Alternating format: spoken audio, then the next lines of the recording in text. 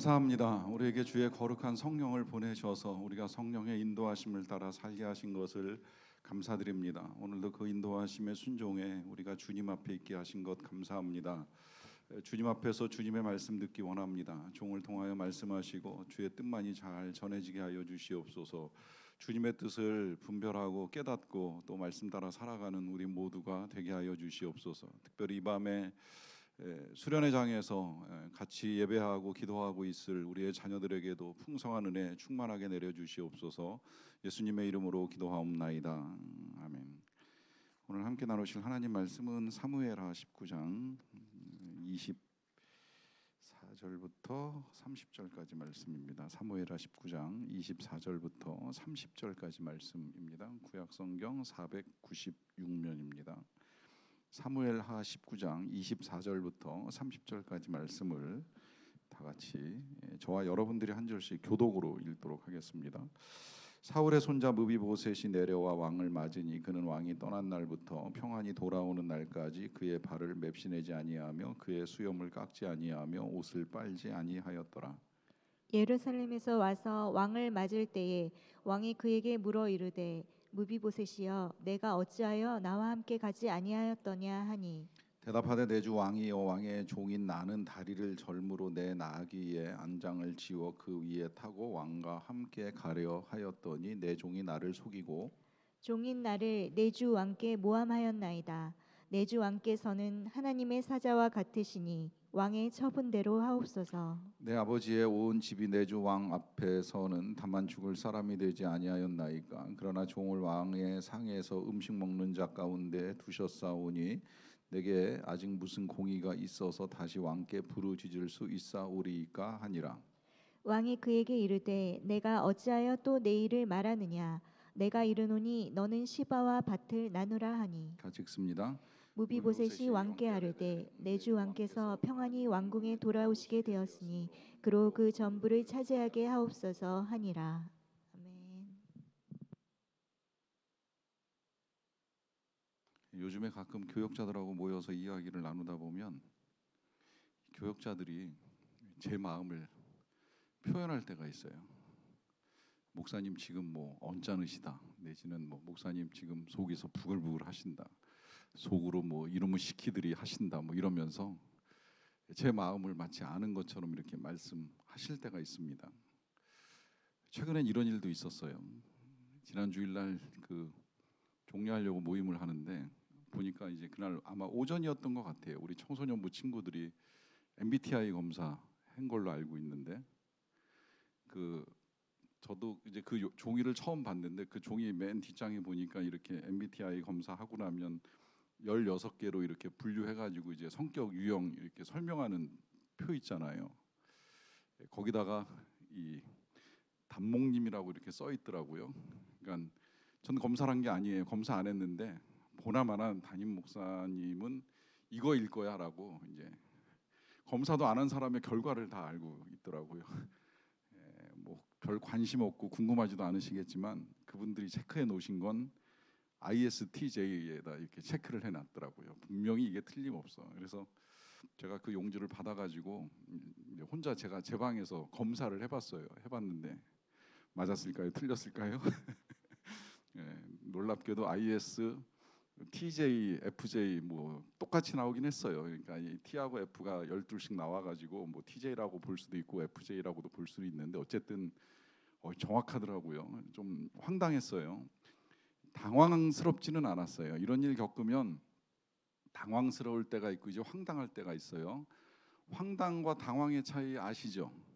제가 어렸을 때 이 황당과 당황의 차이는 이렇게 배웠어요. 좀 지저분한데 갑자기 막 너무 배가 아파가지고 급해서 볼일을 봐야 되는데 볼일 볼 때를 찾을 데가 없다가 차와 차 사이에 숨어 들어가가지고 쭈그리고 앉아서 볼일을 보는데 갑자기 차가 확 떠나버리면 황당, 그 차가 후진하면 당황. 이제 이렇게 배웠어요. 우리 교역자들이 제가 알지 못하는 그 저의 성격 유형을 정확하게 알고 뭐 검사 하나마나 빤해 이거야라고 이렇게 정확하게 짚을 때에 제가 당황스럽지는 않은데 좀 황당해요. 뭐 제가 뭐 생각지도 않고 말하려고 하지도 않았고 그 전혀 그런 마음이 없을 때에 우리 교역자들이 지금 목사님이 이런 마음이야 이런 말 하고 싶어 하셔라고 말할 때에 제가 황당하기는 한데 당황스럽지는 않아요. 왜냐 이유가 분명해요. 만약에 제가 진짜 그런 마음이었으면 당황스럽죠. 어떻게 내 속을 알지? 내가 지금 좀 전에 욕한 걸 이 친구들이 어떻게 알지? 막 이러면서 당황했을 텐데 실은 저는 그런 마음이 아니었었거든요. 욕할 마음도 없었고 미워할 마음도 없었고 언짢지도 않고 화도 안 나고 기분도 안 나쁜데 왜 자기들끼리 먼저 마치 내 마음을 아는 것처럼 이렇게 이야기를 할까 하니까 이제 황당한 거예요. 근데 제 마음이 황당하기는 하지만 뭐 화가 난다거나 불쾌하지는 않습니다. 왜 그럴까요? 다 웃자고 하는 이야기잖아요. 이 웃자고 하는 이야기에 진짜 제가 막 죽자고 덤비면서 니들이 내 마음을 어떻게 알아? 당신들이 내 마음을 어떻게 아시느냐 말이야 막 이러면서 덤비기 시작을 하면 이거 진짜 이제 분위기 험악해지는데 그냥 그 분위기에서 즐겁게 이제 웃으면서 이야기를 나누자는 뜻에서 하는 말이기 때문에 이제 그런 말은 뭐 하나도 기분 나쁠 게 없어요. 그런데 여러분 누군가 나에 대해서나 내 마음에 대해서 마치 정말 잘 아는 것처럼 이야기를 할 때 그것도 내가 없는 자리에서 남한테 가가지고 뭐 내가 있는 자리에서도 역시 마찬가지인데 내가 있거나 없거나 남한테 내 이야기를 할 때 내가 생각하지 못했던 거 아니면 내가 말하지 않았던 거 아니면 나에 대해서 잘못 알고 있는 것을 이야기한다고 하면 어떤 결과가 나올 것 같아요? 여러분 그런 거 기분 좋을까요? 왜 가끔 그런 거 있잖아요. 부모님들이 가끔 자녀가 있는 데서 자녀 이야기를 할 때가 있어요. 얘 요새 이래요. 그러면 이제 그 옆에 있던 자녀가 엄마 한번 이렇게 째려보고 왜 내 얘기하냐 이제 이러면서 이렇게 기분 나빠할 때 경험해 보셨죠? 그래서 자녀 있는 데서 함부로 이야기 잘못하면 이제 또 한참 동안 이 관계가 어그러져 가지고 굉장히 힘든 시간을 보내야 되잖아요. 그러니까 내 이야기를 남이 한다고 하는 거 이게 되게 어려운 일인데 이게 이 어려운 일이 어렵다고 표현을 하는 이유는 뭐냐면 이제 그런 대화 속에서 사실은 뭐 부모가 어디 가서 지금 내 딸이 뭐 이래요, 내 아들이 지금 요새 이렇게 살고 있어요 말하는 거는 사실은 그 아들한테는 이제 직접적인 손해, 그 자녀한테 직접적인 해가 되는 내용은 별로 없거든요. 근데 이제 모르겠어요. 자녀 입장에서는 이제 좀 뭐 자존심이 상한다던가 체면을 구겼다든가 뭐 부모가 내 명예를 훼손했다거나 이제 이런 생각을 가지고 좀 힘들어할 수는 있겠다고 생각을 하는데 사실은 큰 이해관계가 발생하는 게 아니에요. 특히 뭐 이제 부모님들이 가끔 자녀하고 같이 저하고 이야기 나눌 때 목사님 뭐 얘 요새 얘 좀 이상해요. 기도해 주세요. 그러면 제가 그 자녀를 뭐 한심하게 보겠습니까? 미워하겠습니까? 그냥 알았습니다. 그러고서 기도해 줄 수 있고 도와줄 수 있는 만큼 도와주겠지. 부정적으로 볼 이유는 하나도 없는 거거든요. 그런데 이제 자녀 입장에서는 마치 정말 자기 명예나 체면에 큰 손상이 생긴 것처럼 이제 태도를 취하게 되면 이제 이 여기서부터 이제 관계가 되게 힘들어지는 거예요. 이 힘든 것 가운데 이제 한 가지가 더 이제 조금 더 발전하게 되면 손해를 끼치게 되는 경우입니다. 나는 그런 의도도 없었고 그럴 마음도 없었는데 누군가 내 얘기를 남들에게 함으로 인해 가지고 그것도 억지로 만들어서 부정적인 이야기를 함으로 인해 가지고 만약에 나에게 해가 되거나 어려움이 생기거나 손해가 생기는 일을 겪을 수도 있다라고 하는 것이죠. 자, 이 문제 이제 어떻게 처리해야 할 것인가? 어떻게 이런 문제들을 다룰 것인가? 참 이런 일이 겪지 않을 일이었으면 좋겠지만 이 인간관계 속에서는 지금도 제가 이 제 MBTI를 공개하면서 이제 이게 조심스러움이 좀 있었어요. 특히 옛날에는 이제 이 4등분 해가지고서 이제 A형이냐 B형이냐 O형이냐 AB형이냐 이렇게 사람을 나눠 가지고 이제 B형 까칠하고만 이제 이걸로 그냥 딱 끝나버리잖아요. 이제 이렇게 해서 단정적으로 사람을 딱 정리해 버리면 이제 그 틀 안에서 그 사람을 보기 시작하는데 조금 구체화되긴 한 것 같아요. 이제 16등분을 해가지고서 MBTI 검사해가지고 그 결과를 가지고 이제 이 사람은 이런 유형이야라고 이렇게 규정짓는데 사실은 이제 그게 다 정말 옳은가 맞는가 그리고 그 규정 안에 모든 사람들이 다 정리가 될 수 있는 건가 하는 질문은 끊임없이 제기돼요. 그런 면에서는 지금 이 요즘 젊은 친구들을 MZ 세대라고 이렇게 구분하는 것도 너무 황당한 구분이라고 표현을 하긴 하잖아요. 물론 이제 그들만의 특성이 있어서 그렇게 표현하기도 하지만 실은 사실 다 MZ 세대라고 묶어버리고 나면 그 다음엔 MBTI조차도 소용이 없는 거죠. 그들은 MZ 세대의 유형, 성격 유형을 다 가지고 있는 거니까 뭐 굳이 세분화해서 보는 건 아무 의미가 없는 거라고도 할 수가 있는데, 그렇게 보면 정말 우리가 이해하고 있는 이 상대방에 대한 이해가 얼마나 이 어려운 결과들을 초래할 수 있는가라고 하는 문제를 한번 잘 생각을 해볼 필요가 있어요. 그러는 가운데에 이제 그런 어려움을 겪을 때 누군가 나에 대해서 잘못 알고 잘못 말하고 잘못 전해진 내용이 일어나게 될 때 우리가 어떻게 할 것인가 하는 문제를 이제 오늘은 본문을 통해서 보려고 하는데요.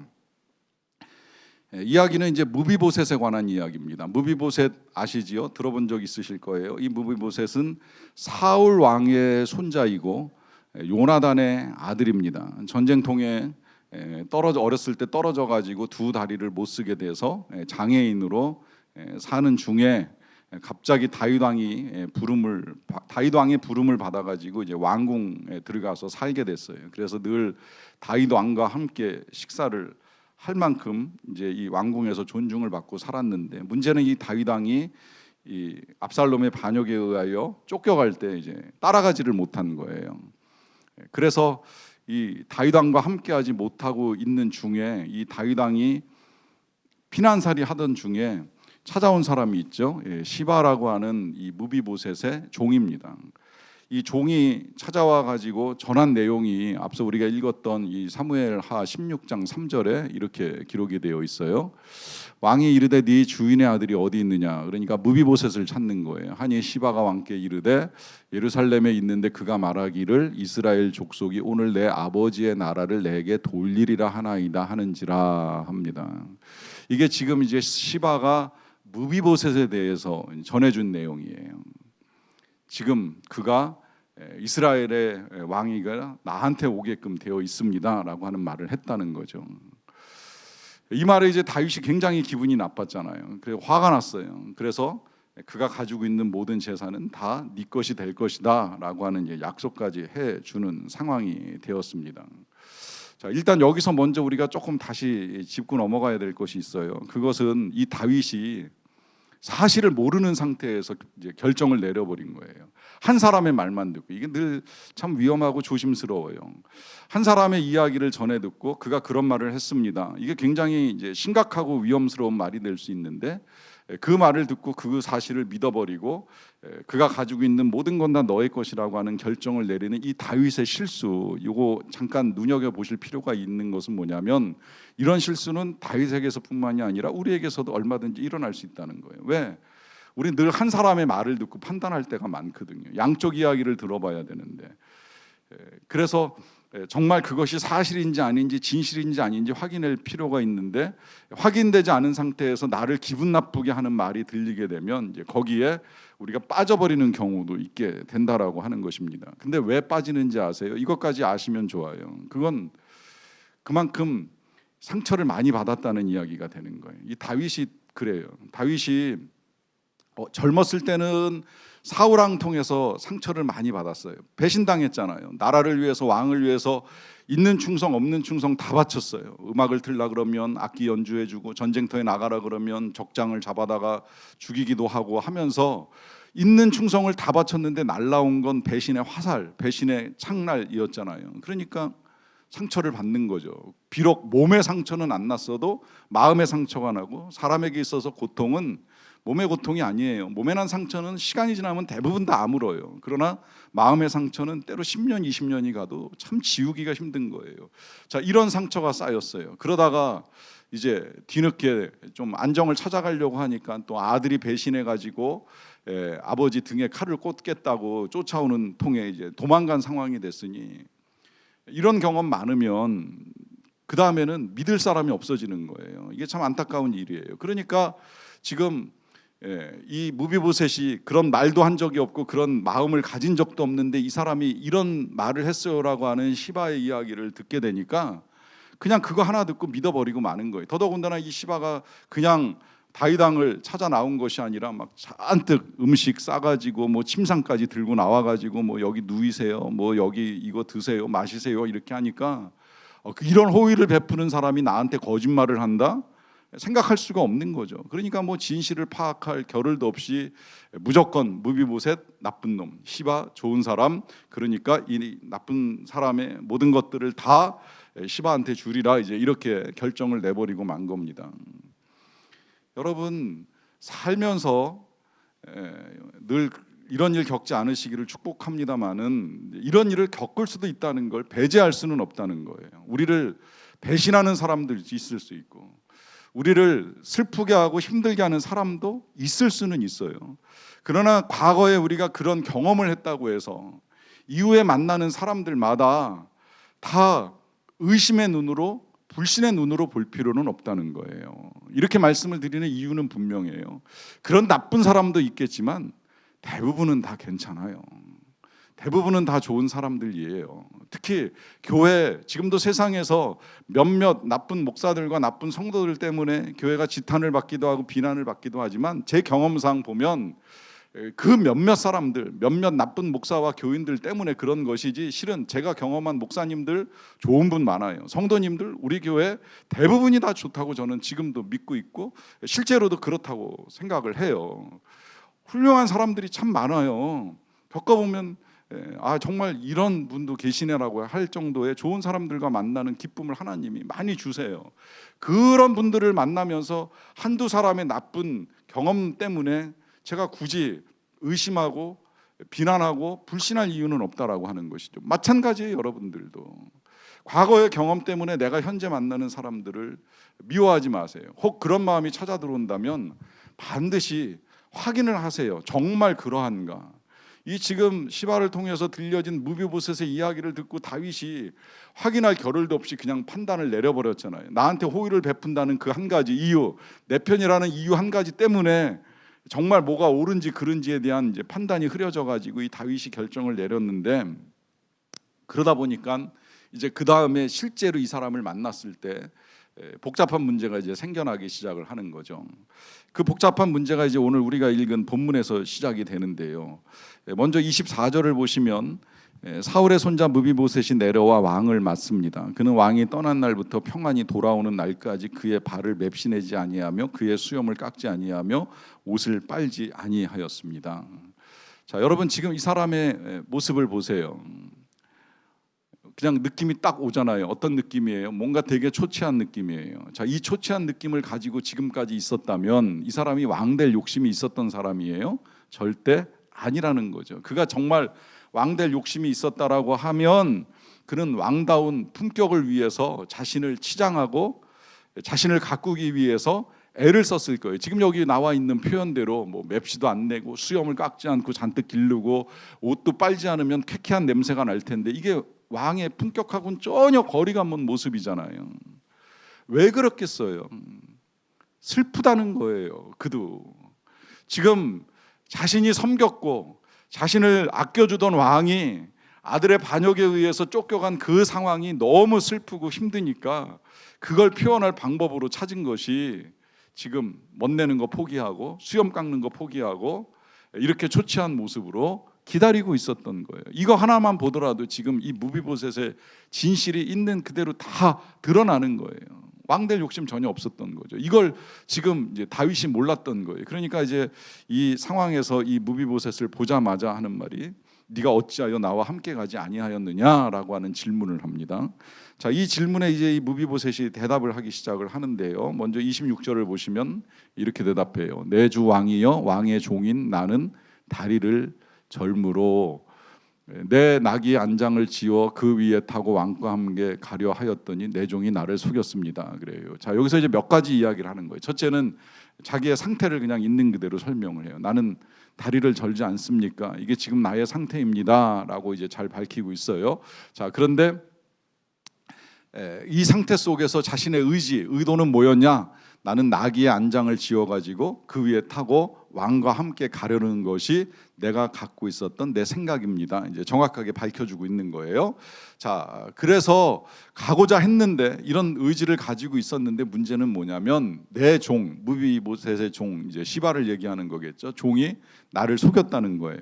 자, 어떻게 속였는지 구체적인 설명이 성경에는 있지 않아요. 그냥 저 나름 추정하기는 만약에 이런 상황이면 시바가 그랬을 수도 있다는 생각이 드는 거예요. 아이, 왕자님 가지 마세요. 제가 일단 갈게요. 지금 다리도 불편하신데 가긴 어딜 가세요. 그냥 여기 계셔도 압살롬이 죽이지 않을 거예요. 그러니까 여기 얌전히 계시고 제가 가가지고 왕한테 이야기 잘 해드릴 테니까 걱정 말고 계세요. 그러면서 이제 이것저것 싸가지고 이때다 싶어가지고 신나게 다윗에게 달려갔겠죠. 아마 무비보셋이 나중에 알았을 것 같아요. 아, 진짜 시바를 못 믿을 사람이었구나. 그가 나를 속였구나. 이제 뒤늦게 알게 된 것이죠. 자, 이렇게 이제 속임을 당하고 난 다음에 27절에 보시면 종인 나를 내 주 왕께 모함하였나이다. 내 주 왕께서는 하나님의 사자와 같으시니 왕의 처분대로 하옵소서라고 하면서 지금 이 시바가 이제 자신을 이제 모함한 사실을 그대로 밝히고 있습니다. 자, 이 모함이라고 하는 건 말 그대로 사람을 속이고 나쁜 말을 했다라고 하는 것인데, 이 중상 모략이 위험한 건 뭐냐면 지금 속인 사람은 무비보셋만 속인 게 아니에요. 실은 이 시바는 다윗도 속인 거잖아요. 무비보셋의 의도나 마음하고는 전혀 상관이 없었던 거예요.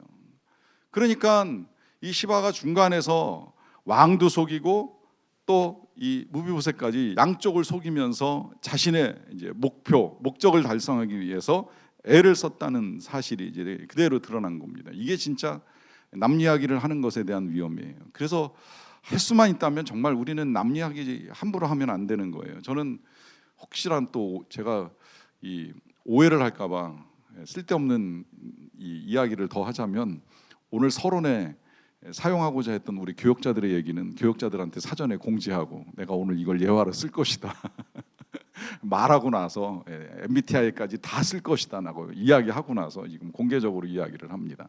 잘못 이야기하면 또 제가 이 자리에서 이제 남 이야기를 하는 꼴이 되는 거잖아요. 이 남 이야기가 갖고 오는 결과 지금 보고 있으면서 제가 이 자리에서 남 이야기를 하게 되니까 되게 조심스럽더라고요. 자, 어쨌든 이 결과가 지금 한 사람에게는 불신의 마음을 불러일으켰고 한 사람은 이제 중상모략으로 위험한 지경에 처하게 만들어진 거예요. 그런 상황에서 지금 이 무비보셋이 이런 이야기를 이렇게 쭉 하면서 마지막 아까 그 27절 끝부분에 그러잖아요. 내 주 왕께서는 하나님의 사자와 같으시니 왕의 처분대로 하옵소서. 참 정말 기가 막힌 말을 하는 거예요. 어찌되었던 모든 처분은 왕의 손에 있습니다.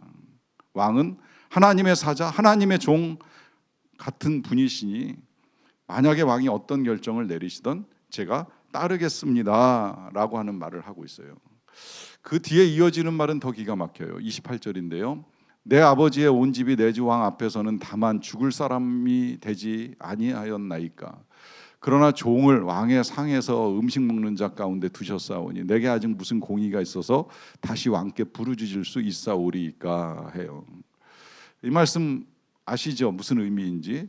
자기가 지금까지 왕 앞에서 먹을 수 있었던 건 왕이 베푼 은혜 때문이라고 하는 거예요. 자기에게 공의가 없다는 말은 왕한테 은혜 받을 자격이 없다는 사실을 인정하는 거예요. 그러다 보니까 제가 무엇이라고 다시 왕께 부르짖을 수 있사오리까라고 하는 건 살려달라 도와달라 감히 요청할 자격이 없으니 하시고 싶은 대로 정말 왕이 처분하고 싶은 대로 처분하십시오라고 하면서 나는 아무 의가 없는 사람이다 이제 이렇게 이야기를 합니다. 참 놀라운 요청이라고 할 수가 있겠는데요. 그러다 보니까 사실은 이제 다윗이 더 난감해진 거예요. 왜냐하면 지금까지 알고 있었던 거, 지금까지 들었던 거하고는 전혀 생각지 못한 결과가, 생각지 못한 사실이 드러난 거잖아요. 요 직전까지 다윗이 알고 있었던 건 뭐예요? 이 다윗이 어려울 때에 무비보셋이 그 어려운 때를 이용해서 왕위를 차지하겠다고 설친 것처럼 그렇게 들렸고 알았잖아요. 그런데 지금 말하는 걸 이렇게 쭉 들어보니까 전혀 안 그래. 그 말을 뒷받침하는 이 무비보셋의 행색만 보더라도 진짜 왕권에 욕심을 냈던 모습이 전혀 아닌 거예요. 그러니까 이 다윗이 난감해졌어요. 난감하다 보니까 이제 29절에서 이런 말을 합니다. 왕이 그에게 이르되 네가 어찌하여 또 네 일을 말하느냐? 내가 이르노니 너는 시바와 밭을 나누라라고 말합니다. 자, 먼저 이 네가 어찌하여 또 내 일을 말하느냐라고 하는 건 이제 왜 그 이야기를 또 꺼내냐? 그 옛날에 이제 다윗이 불러들여 가지고 왕과 함께 먹을 수 있게 한 이 이야기를 왜 이제 와서 또 하느냐? 이제 이런 말을 하는 거죠. 그러면서 너는 시바와 밭을 나누라 이제 그러는 겁니다. 이게 어떻게 보면 다윗이 난감해서 내린 결정인지 아니면 배려해서 내린 결정인지 그건 저도 솔직히 잘 모르겠어요. 난감하다고 말씀드리는 건 시바한테 이 무비보셋의 모든 재산을 다 넘겨주겠다고 약속을 했잖아요. 그런데 지금 무비보셋 만나고 나서 들어보니까 재산을 넘겨줄 상황이 아닌 거야. 오히려 나를 속인 건 시바이잖아요. 그러니까 오히려 시바의 재산을 뺏어도 될 만한 상황인데 지금 시바하고 약속을 한 게 있고 그 약속은 왕이 많은 사람들이 보는 앞에서 이제 공적으로 한 약속이니까 또 거스르기도 쉽지 않잖아요. 그러니까 그냥 이제 둘이 재산을 나누는 걸로 잘 분배해서 정리해 주는 걸로 합의를 보도록 이제 그렇게 지금 판결을 내린 겁니다. 그런데 그 뒤에 이 무비보셋이 한 말씀을 더 드리죠. 보시면 마지막 30절인데요. 무비보셋이 왕께 아뢰되 내 주 왕께서 평안히 왕궁에 돌아오시게 되었으니 그로 그 전부를 차지하게 하옵소서 합니다. 자, 여기서 드린 이 말씀 참 기가 막힌 말씀이에요. 보시면 왕께서 여기 다시 돌아오셨으니 다른 건 필요 없습니다. 그가 그 모든 재산, 땅 다 가져가도 아무 상관없습니다. 여기서 어떻게 보면 이 무비보셋의 진심이 또 드러나는 거예요. 무비보셋은 그 어떤 것도 욕심낸 것이 없어요. 한 가지 바라는 소원이 있었다면 왕이 왕궁으로 돌아오시게 되는 거. 그러니 그것이면 충분합니다. 나머진 다 그에게 주셔도 됩니다.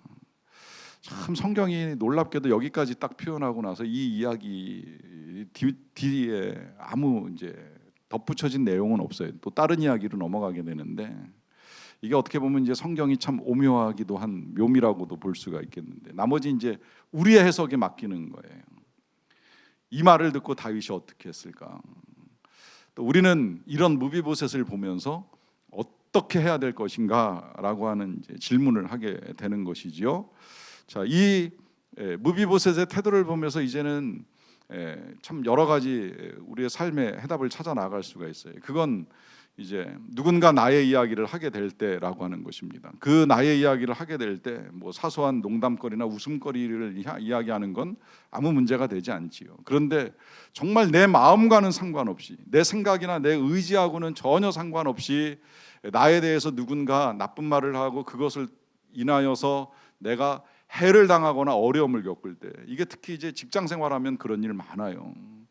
저 개인적으로는 실제로 이제 그런 일도 한번 겪어본 적이 있어요. 제가 교회 개척하려고 이제 다니던 교회 사역하던 교회에서 담임 목사님한테 말씀을 드리고 개척 준비를 시작할 때 저는 그런 생각은 좀 가지고 있었어요. 내가 개척 준비한다고 아직 이 교회 사임을 한 상태가 아니니까 이 교회의 업무를 절대 소홀히 하면 안 되겠다. 마지막 교회를 떠나는 날까지 내가 할 책임과 도리는 다 해야 되겠다. 사실 그래서 더 열심히 했어요. 다녀야 될 신방 같으면 다 다니고 그리고 제가 이제 마지막 맡았던 직무가 교회 전체 행정 목사이기 때문에 교회 행정 관리를 다 해줘야 되는데 특히 그때 이제 교회가 이 교구하고 구역을 다시 재분배하는 이제 프로젝트를 진행하고 있었는데 이제 그게 전적으로 이제 제 책임이 된 거예요. 그래서 이제 매일 지도 펴놓고 이 서울시 전체 이제 구역을 나누고 지도를 나누면서 어떻게 합치는 게 좋을지 어떻게 나누는 게 좋을지 계속 머리 싸매고 고민을 하면서 내가 교회를 떠나기 전에 마지막으로 이제 이 작업을 잘 마무리해서 이제 앞으로 또 그 교구가 이제 잘 갈 수 있게 해야 되겠구나라고 하는 생각을 가지고 진짜 오히려 전심을 다하여서 이제 그 일을 병행하면서 이제 개척 준비를 하는데 어느 날 그 모임을 이제 그거에 관한 이제 회의를 할 때 이제 목회자 몇 명이 담임 목사님과 같이 모여서 이렇게 회의를 하게 될 때 담임 목사님이 이제 뜬금없이 저한테 그런 말씀을 하신 거예요. 너 요새 개척하느라고 정신 없어가지고 일 제대로 안 한다며 이 말씀을 딱 하신 거예요. 근데 그때 진짜 참 굉장히 기분이 상하더라고요. 전 거꾸로 개척 때문에 더 일을 열심히 해야 된다라고 하는 생각을 가지고 일을 하고 있는데 누군가 다른 분이 제 이야기를 이제 그렇게 전한 것 같아요. 뭐 누군지 알아보려고 하지도 않고 찾지도 않았지만 기분 나쁜 그 상황에서 그렇다고 뭐 제가 지금 이렇게 하고 있습니다라고 하는 변명은 어떻게 보면 오늘 처음 꺼내본 것 같아요. 난 그때 그렇게 했습니다 하는 말씀을 드리지도 않았어요. 왜냐하면 우리에게 있어서 중요한 건 내가 어떻게 하고 있느냐라고 하는 사실을 사람들 앞에 밝히기 이전에 우리 하나님께서 알고 계신다는 사실을 믿는 믿음이 더 중요하다는 걸 알고 있었기 때문이에요. 가장 정확한 진실, 가장 정확한 사실은 실은 하나님이 알고 계시는 거예요. 내 중심도 내 마음도 실은 하나님이 가장 정확하게 알고 계시는 거예요. 그래서 누군가 나에 대해서 함부로 말하고 함부로 이야기하는 이 모든 것들이 크게 중요하지 않은 건 하나님이 모든 걸 알고 계시기 때문에, 정말 내 마음이 잘못되었다라고 하면 내가 심판받을 일이요, 만약에 내 마음을 잘못 알고 누군가 이야기를 한다고 하면 그건 그에 대해서 하나님이 알아서 하실 것이기 때문에 그걸 가지고 우리가 흔들릴 이유는 없다라고 하는 것이죠. 무비보셋은 지금 분명하게 이제 그 사실을 우리에게 밝혀주고 있습니다. 그러하기 때문에 그런 억울한 상황에 놓여 있을 때에 잊지 마셔야 될 건 몇 가지만 정리하고 마무리할게요. 일단은 기다리셔야 돼요. 때를 기다리셔야 돼요. 하나님이 아시기 때문에 하나님이 이 모든 진실을 밝히시고 사실을 드러내실 때까지를 기다리셔야 돼요. 행여 드러나지 않는다고 할지라도 하나님만 아시면 된다라고 하는 믿음이 우리에게 있어야만 합니다. 그리고 그 믿음을 갖는 과정 중에 이제 필요한 것이 뭐냐면 하나님의 은혜를 기억하는 거예요. 이 무비보셋이 이걸 정말 잘했어요. 무비보셋이 뭐 지금 시바가 어떤 말을 했든지 뭐 이 가지고 있었던 재산이 다 시바에게 넘어가든지 전혀 상관없이 왕의 처분대로 하십시오라고 말하는 이유가 어디 있겠어요. 그는 이미 일찍이 자신이 죽은 목숨이라고 생각을 한 거예요. 아버지 요나단이 죽을 때, 할아버지 사울이 죽을 때 나도 죽을 뻔한 인생이라는 사실을 알고 있는 거죠. 그런데 왕이 살려줬어요. 살려줄 뿐만이 아니라 왕궁에서 살게 했어요. 자기 자신이 은혜 받은 사람이라고 하는 사실을 분명하게 알고 있는 거예요. 그러니 이제 뭐 이제 죽게 되건 안 죽게 되건 이건 중요한 문제가 아니라는 걸 알게 되는 거죠. 이전에 이미 죽은 인생이니 지금 살아있는 건 오직 은혜다, 이제 이런 분명한 믿음을 가지고 있는 거거든요. 여러분, 이 믿음이 그리스도인의 믿음입니다. 우린 다 죽을 운명을 가지고 태어난 인생 아닙니까? 죽었어도 진작 죽었어야 되고 몇 번 죽었어야 되고 살 가치가 없는 인생들이었던 거예요. 그런데 이 인생이 지금 가치가 생기고 귀하게 여겨지고 보배로운 사람이라고 하는 말씀을 듣게 되는 이유가 어디 있는 거예요? 우리한테 있는 거예요? 아니죠. 우리도 공의가 없는 사람들이에요. 무슨 의를 가지고 감히 그런 말을 하겠어요? 의가 있다면 주님의 의뿐인 거예요. 주님의 은혜가 우리를 살려주셨기 때문에, 우리를 살게 하시고 영원히 살게 하시고 자녀가 되게 하셨기 때문에 그 은혜로 말미암아 사는 것이지요. 그런 우리가 뭐 조금 힘들다 억울하다고 해서 화가 나고 불쾌하게 생각할 이유는 없다라고 하는 겁니다. 거기다가 이제 이 마지막에 이 무비보셋이 보여주는 가장 멋진 장면이 저는 이 마지막 구절에 있다고 생각을 하는데요. 내 주 왕께서 평안히 왕궁에 들어오셨으니 그거면 충분합니다. 나머지는 다 그 전부를 시바가 차지해도 상관이 없습니다라고 말할 때에 이 무비보셋이 추구했던 건 뭐예요? 왕의 영광, 왕의 회복, 왕의 귀환입니다. 여러분 보세요. 지금 이 무비보셋이 이 다윗 왕이 돌아온다고 한들 자신이 얻을 게 뭐가 있어요? 자신이 누릴 게 뭐가 있어요? 따지고 보면 잘못하면 죽을 뻔한 목숨이었던 거예요. 이렇게 이제 변론하고 판단할 시간이 없었으면 왕이 오자마자 무비보셋 데리고 와 목을 쳐 이러고 끝낼 수도 있는 일 아니겠습니까? 이미 왕은 머릿속에 이놈은 나쁜 놈, 이제 이게 확 박혀버렸잖아요. 그런 상황에서 이 무비보셋이 기다리고 있었던 것은 왕의 귀환이었어요. 왕이 다시 그 명예와 영광을 회복하고 왕궁을 차지하기를 기다리고 있었습니다. 자, 이 관계 속에서도 그렇게 왕의 영광, 왕의 회복을 기다리고 있었다라고 한다면 여러분, 우리가 소망해야 되는 건 더욱 분명해지잖아요. 우리가 소망해야 되는 건 예수 그리스도의 다시 오심, 그분의 영광, 그분의 나라가 임하는 거예요. 그분의 나라가 회복되는 거예요. 그거 말고는 바랄 것이 없는 거예요. 내 이름이 회복되고 내 명예가 회복이 되고 내 영광이 회복되는 건 아무것도 아닌 거예요. 오직 우리가 바라고 기대하고 소망할 것은 주 예수 그리스도가 이 땅에 다시 오셔서 그 왕이심이 완벽하게 드러나는 것이고, 그래서 그분의 나라가 이 땅 가운데 완전하게 이루어지는 것이고, 그래서 그분이 영광을 받으시고 그분의 이름이 높임을 받으시는 것, 그거면 충분한 거예요. 내가 누군가에 의해서 어떻게 평가받든지, 때로 그걸로 인하여 어떠한 손해를 받든지 하는 것은 우리에게 있어서 아무 중요한 문제가 아닙니다. 오직 은혜로 살아가는 것이고 그분의 영광만이 드러나면 됩니다. 그 은혜 믿고 나아가실 수 있게 되시기를 간절히 축원합니다. 기도하겠습니다. 하나님, 때로 우리도 살다가 뜻하지 않은 답답한 일, 억울한 일, 괴로운 일에 직면할 때가 있음을 고백합니다. 그때 우리가 어떻게 해야 될지 오늘 하나님의 사람 무비보셋을 통해서 우리가 다시 보고 알게 해주셔서 감사드립니다. 다시금 하나님의 살아계심, 모든 진실과 사실을 알고 계시고 의에 따라 판단하시며 영광 가운데 임하실 주님을 기대합니다. 예수님의 이름으로 기도하옵나이다. 아멘.